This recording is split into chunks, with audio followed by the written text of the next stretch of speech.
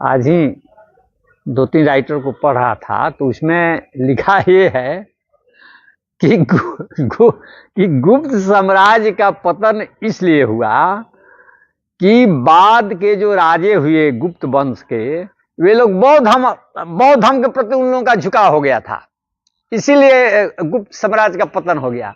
यदि बाद के गुप्त राजा लोग यदि बौद्ध धर्म की ओर नहीं झुकते तो गुप्त वंश का पतन नहीं होता। ऐसा इतिहास आपने पढ़ा है? उसमें ये लिखा है कि चूंकि शुरुआती जो गुप्त राजे थे वे वैष्णव धर्म के थे, इसलिए गुप्त साम्राज्य का पतन नहीं हुआ, और बाद के जो राजे हैं वो बौद्ध धर्म की ओर झुक गए, इसलिए गुप्त साम्राज्य का पतन हो गया। सब उल्टी बातें हैं।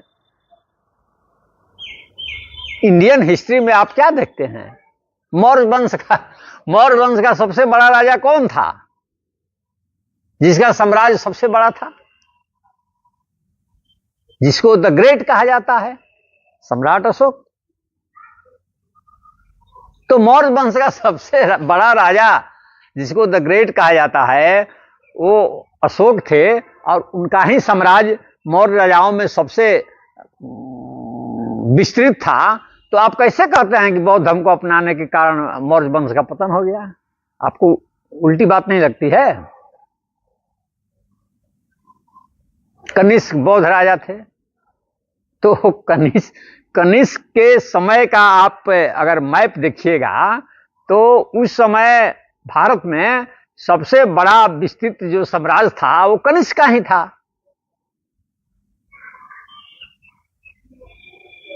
माने चीन की बाउंड्री तक छूने वाला पहला राजा तो कनिष्क ही था। इधर मथुरा क्या पाटलिपुत्र बताया जाता है कि साम्राज्य विस्तार था कनिष्क का। इधर हर्षवर्धन को देखते हैं, हर्षवर्धन भी बौद्ध राजा थे। तो उस समय जो कंटेम्पोररी राजे थे हर्षवर्धन के जमाने में, तो उन सभी राजाओं से बड़ा राज्य इन्हीं का था, हर्षवर्धन का। तो आपको ये उल्टा नहीं लगता है कि मौर्य काल में सबसे बड़ा जो साम्राज्य था वो अशोक का था, कुषाण काल में जो सबसे बड़ा साम्राज्य था वो कनिष्क का था, वर्धन वंश का सबसे प्रतापी राजा हर्षवर्धन थे, सभी बौद्ध थे। इन्हीं लोगों का साम्राज्य विस्तार सबसे बड़ा था।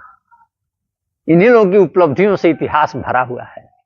और आप कह रहे हैं कि बौद्ध धर्म के कारण ये पतन हुआ मौर्य वंश का, और बौद्ध धर्म के कारण ही गुप्त वंश का भी पतन हुआ। इस पर लोग फोकस करते हैं कि सम्राट अशोक की जो अहिंसा की नीति थी उसने पतन में योगदान किया।